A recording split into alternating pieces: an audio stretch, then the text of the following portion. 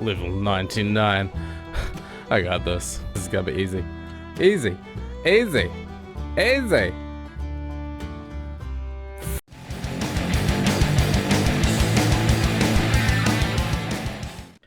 Cat Quest. I'm going to start this off by simply saying I absolutely love this game. It's an amazing open world RPG with beautiful art, quick but effective combat, a nice little story that isn't the most creative thing in the world, but it gets the job done, and some very addictive gameplay to wrap it all up in a perfect little package. Right, well, let's start off the story. You start off on a ship with your sister, all of a sudden being kidnapped by a mysterious cloaked cat. And well, that's the main premise of the game, is find your sister, defeat this cloaked cat, figure out what the hell's going on. Upon waking up, you're greeted by a floating spirit cat who becomes a companion for the rest of the game, and you discover that you're a dragon blood. I mean, this, I guess, is close to Dragonborn, but they couldn't really use that. But the dragon blood is a special type of cat that is able to defeat, well, dragons. Upon discovering this, though, is where the main premise of the story comes from. There's the evil cloaked cat, as per mentioned before. He is a big bad dude who's trying to take over the world and summon something. And it's your mission to figure out what he's up to, why he's doing it, and get your sister back. Along the way, you're going to meet some pretty interesting little characters too. Now, the main quest is only really going to take you maybe about 6 hours, and it's not really the longest thing in the world, but there is a good amount of side quests too that actually kept me coming back for a little bit more. These side quests gave a nice little off story that was quite surprising and refreshing. And these little side quests didn't just stop with one side quest and then you're done. No, there was a couple, one after the other, and it did actually add to another little story on the side. All these side quests are ranging in difficulty too, and you can find them on these notice boards in different towns and cities. Speaking of the towns and cities, this is where you're gonna sleep. And when you fall asleep, that saves the game and also replenishes all your mana and health. And that's right, I did mention mana, that's indeed correct. You are a magical kitty cat. There's actually a good amount of different spells in this game. I think there was a total of 5 or 6, ranging from a fire spell, ice spells, healing spells, even just like little trap spells. Really gave it a nice variety of different things that you could do, but I did find that I ended up just using the ice spell and fire spell. Ice spell to slow them down, fire spell to, well, set them on fire. Did a bit of constant damage, and you can level these spells up to about level 10 before it caps out. But on top of the spells, you've also got a lot of different gear as well, ranging from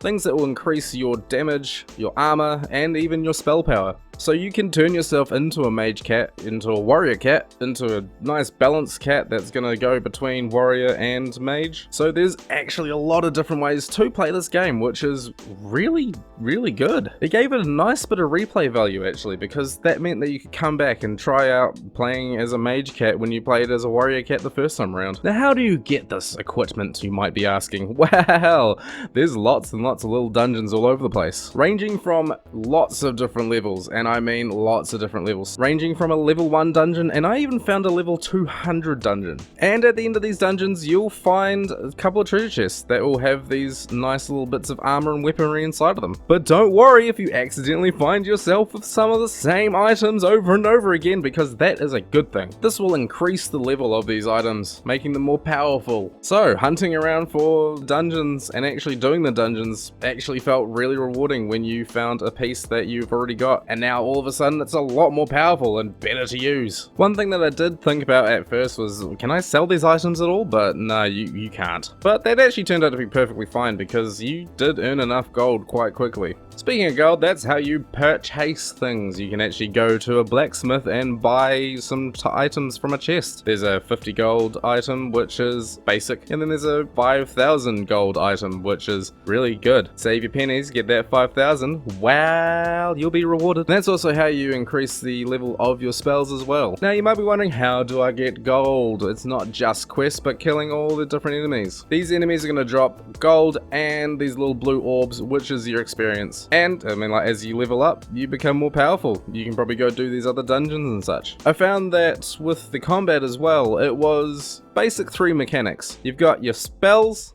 you got your strikes, And you got your dodge rolls. All your spells, well, they're pretty self-explanatory once you use them. You got your fire spell, which is a little circle on the ground. An ice spell, which is vertical across up and down, slows them all down. Lightning spell, which is horizontal, and that does lightning damage to them. You got your healing spell, which heals you, funnily enough. And a couple of other ones I didn't quite get around to getting. And when the enemies are actually going to use a spell or a just general attack, you'll see a little symbol form on the ground, giving you enough time to realize what's going on and dodge roll out of the way. Honestly, I quite like these sort of concepts because it does allow for a good amount of skill behind it. And if you die, it's really kind of your own fault, especially if you go into a really high level dungeon and just expect it to go well. It won't. But upon death, you do return back to the last village that you saved in, so I do also recommend saving pretty often if you don't want to have to run back and forth throughout the land. Speaking of the land, it's pretty bloody big. You can actually zoom out to see the entire map, and it's a decent size. It doesn't take too long to get from one end to the other, but there's enough in the way to sort of make it feel a lot more lengthy, especially when you find a dungeon that you want to do. Now let's just talk about the end of the game. I'm not going to spoil anything for you, but there is actually a very, very interesting plot twist that I did not see coming. And once you've actually completed the entire game, you've got access to Meow game,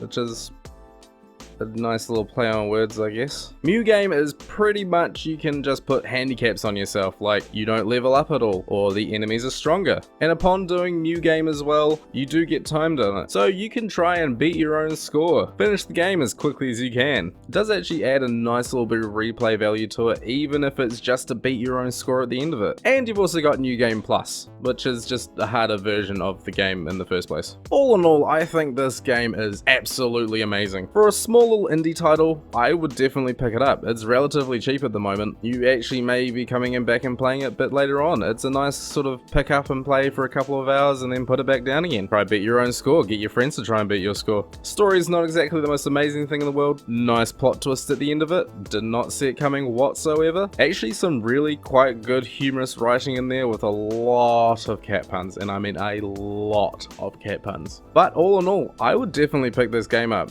And with Cat Quest 2 out now, there's even more reason to. Thank you so much for watching. Don't forget to like, comment, and subscribe. Let me know, have you picked this game up? If so, do you like it? And if not, what's another indie game that you really like? Thank you so much for watching, and until next time, see you later.